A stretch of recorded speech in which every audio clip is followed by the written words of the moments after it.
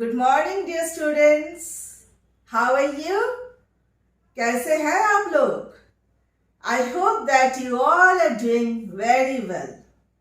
I would like to welcome all of you to our English class.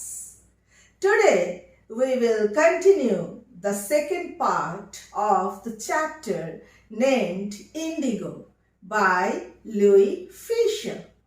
So, let's start with the line-by-line explanation of the chapter.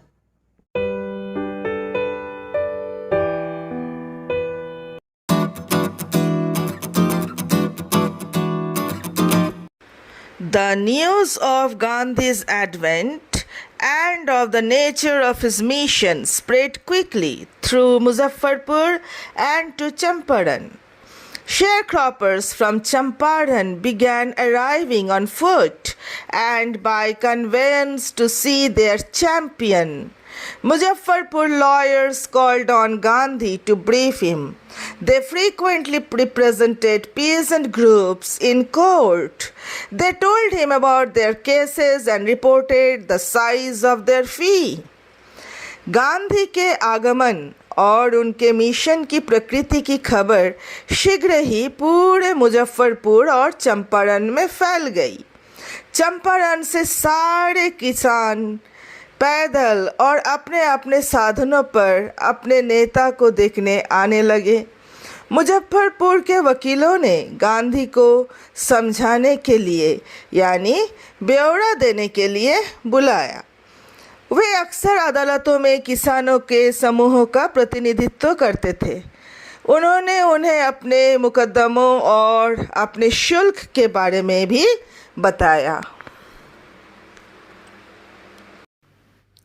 Gandhi chided the lawyers for collecting big fee from the sharecroppers. He said, "I have come to the conclusion that we should stop going to law courts. Taking such cases to the courts does little good. Wherever the peasants are so crushed and fear-stricken, law courts are useless. The real relief for them is to be free from fear." Gandhi ji ने साझा कृषकों से इतनी बड़ी राशि लेने के लिए वकीलों को फटकारा। उन्होंने कहा, मैं इस निष्कर्ष पर पहुंचा हूं कि हमें दीवानी अदालतों में जाना छोड़ देना चाहिए। इन मामलों को अदालत में ले जाने में कोई अच्छाई नहीं है।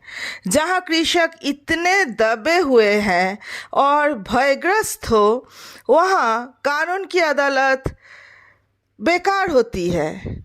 उनके यानी कृषकों के लिए वास्तविक आराम उनको भय से मुक्त करना है।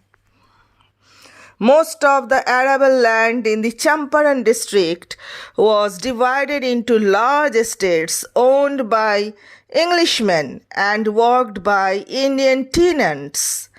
The chief commercial crop was indigo.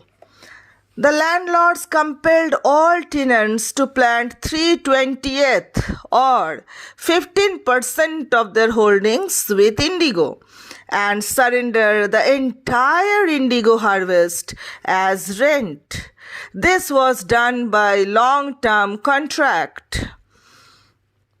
Champaran जिले की अधिकतर कृषि योग्य भूमि जो बड़े भूखंडों में बंटी हुई थी, उन पर अंग्रेजों का अधिकार था और भारतीय कृषकों द्वारा उस पर खेती की जाती थी।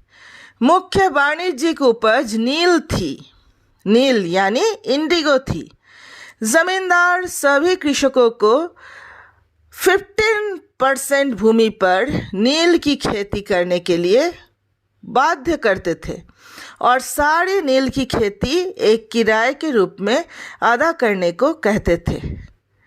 ये एक लंबे अनुबंध के आधार पर किया जाता था।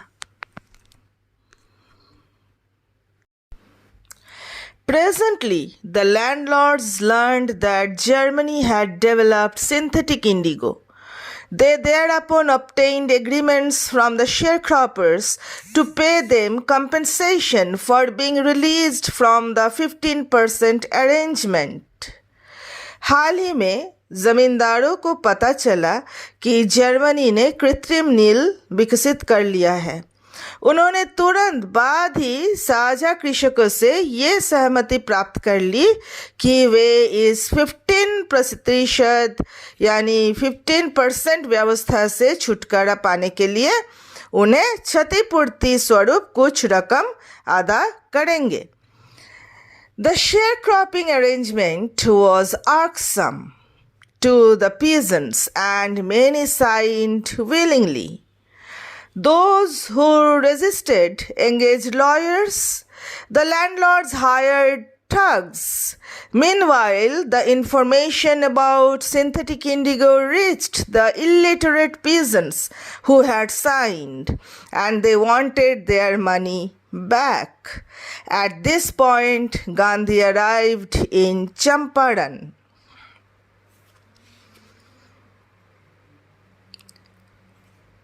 ये साझा कृषि व्यवस्था कृषकों के लिए अत्यंत क्लेशकर थी, अत्यंत दुखद थी और कईयों ने इस पर अपनी इच्छा से हस्ताक्षर कर दिए।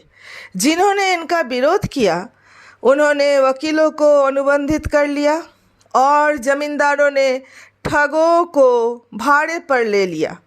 इसी दौरान कृत्रिम नील के बारे में सूचना उन अशिक्षित कृषकों के पास भी पहुंच गई जिन्होंने हस्ताक्षर कर दिए थे, जो किसान साइन ऑलरेडी कर दिए थे और वे अपना धन वापस चाहते थे। इसी बिंदु यानी इसी परिस्थिति पर गांधी जी चंपारण में पहुंचे। He began by trying to get the facts. First, he visited the secretary of the British Landlords Association. The secretary told him that they could give no information to an outsider. Gandhi answered that he was no outsider. Next, Gandhi called on the British official commissioner of the Tirhat division, in which the Champaran district lay. The commissioner, Gandhi reports, proceeded to bully me and advised me forthwith to leave Tirhat. उन्होंने तथ्यों को प्राप्त करने के प्रयत्न आरंभ कर दिए थे। सर्वप्रथम वे जमींदार संघ के सचिव से मिले। सचिव ने उन्हें बताया कि वो किसी बाहरी व्यक्ति को सूचनाएं नहीं दे सकते। गांधी ने उत्तर दिए कि वो कोई बाहरी व्यक्ति नहीं है। उसके बाद गांधी जी तिरहत मंडल, जिसमें चंपारण जिला पड़ता था, उसके ब्रिटिश अधिकारी कमिश्नर से मिले। कमिश्नर ने गांधी जी को सूचना देते हुए कहे कि मुझे धमकी देते हुए बात आरंभ की और मुझे उसी क्षण तिरहत छोड़ देने के एडवाइस यानी सलाह दी। Gandhi did not leave. Instead, he proceeded to Motihari, the capital of Champaran. Several lawyers accompanied him. At the railway station, a vast multitude greeted Gandhi. He went to a house and, using it as headquarters, continued his investigations. A report came in that the peasant had been maltreated in a nearby village. Gandhi decided to go and see. The next morning, he started out on the back of an elephant. He had not proceeded far when the police superintendent's messenger overtook him and ordered him to return to town in his carriage. Gandhi complied. The messenger drove Gandhi home, where he served him with an official notice to quit Champaran immediately. Gandhi signed a receipt for the notice and wrote on it that he would disobey the order. Gandhi ने तिरहत नहीं छोड़ा। इनकी बजाय मोतीहारी जो चंपारण की राजधानी है वहाँ चले गए। कई वकील भी उनके साथ गए। रेलवे स्टेशन पर एक बड़ी भीड़ ने उनका स्वागत किया। वे एक घर में गए और इसे अपने मुख्यालय के रूप में प्रयोग करते हुए अपनी खोजबीन में लग गए। एक सूचना मिली कि नज़दीकी गांव में एक कृषक के साथ बहुत बुरा बर्ताव किया जा रहा है। गांधी जी ने वहां जाकर देखने के निश्चय किया। अगली सुबह वे हाथी की पीठ पर बैठकर उस स्थान की ओर जाने लगे। वे अभी ज़्यादा दूर नहीं गए थे कि पुलिस अधीक्षक के संदेशवाहक यानी मैसेंजर संदेशवाहक ने उन्हें रोक लिया और अपनी गाड़ी में वापस कस्बे में लौटने का आदेश दिया। गांधी जी सहमत हो गए। संदेशवाहक गांधी जी को गाड़ी में घर ले गया, जहां उसने उन्हें चंपारण को तुरंत छोड़ने का एक आधिकारिक सूचना पत्र दे दिया। गांधी ने सूचना की प्राप्ति रसीद पर हस्ताक्षर किए और इस पर लिखे कि वो इस आदेश की अवज्ञा करेंगे यानी डिसोबे करेंगे, इस आदेश का अनुपालन नहीं करेंगे।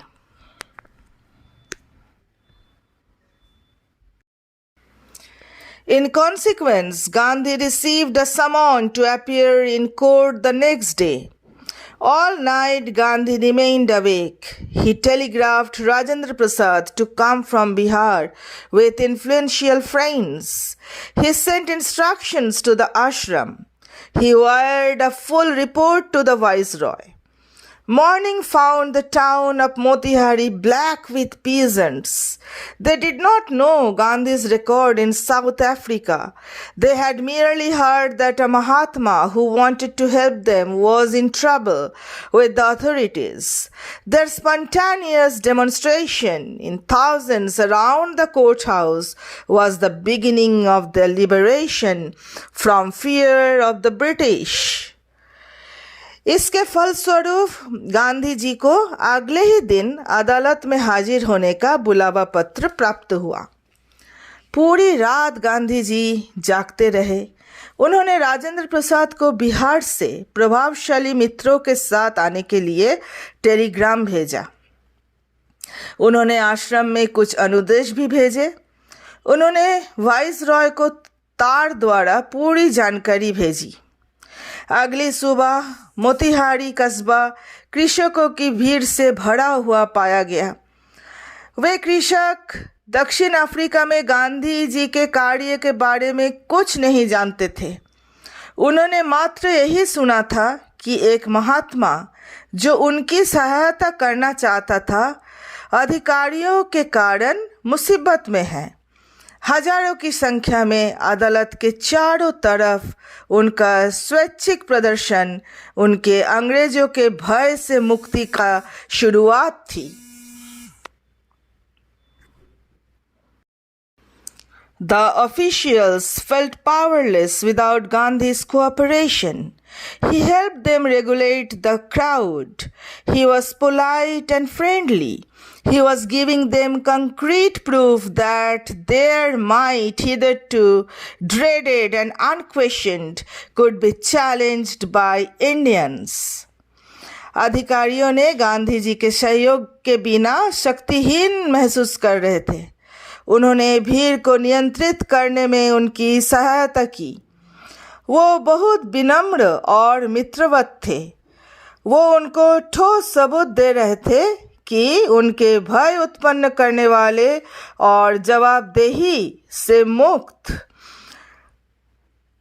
दर्प यानी घमंड को भी भारतीयों के द्वारा चुनौती दी जा सकती है। So students, today this much. We will continue the next part in our next class. Till then, take care. Goodbye.